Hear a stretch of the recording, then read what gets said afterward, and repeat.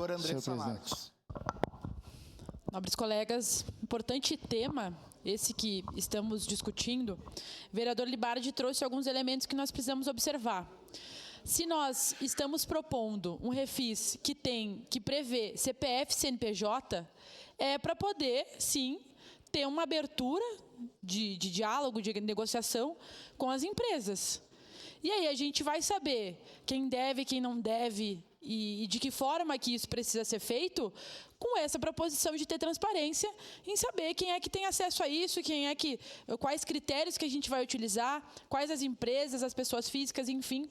Então, quando a gente pede transparência, é para compreender de fato o que leva, né, uma pessoa jurídica, nesse caso, a fazer negociação com o município. E aí a pessoa jurídica, nobres colegas, se ela deve muito dinheiro para o município e ela não arca com os seus débitos, ela também precisa ser penalizada de alguma forma.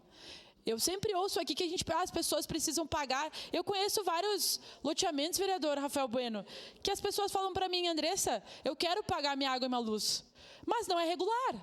As pessoas se obrigam a fazer gato. E aí não é porque ela quer, é porque é a única forma de ter acesso à água. E aí a gente fica aqui debatendo um contribuinte que deve, mas a gente não olha para os grandes devedores. Então, se a gente está prevendo CNPJ, é para beneficiar, sim, grandes empresas, mas nós precisamos ter critério, porque a gente culpabiliza os indivíduos, as famílias que recebem um salário mínimo muitas vezes e acabam devendo por isso, e as famílias que não conseguem ter acesso à água regular porque moram em loteamentos chamados irregulares, mas a gente quer ajudar quem tem muito dinheiro. Quem tem muito dinheiro.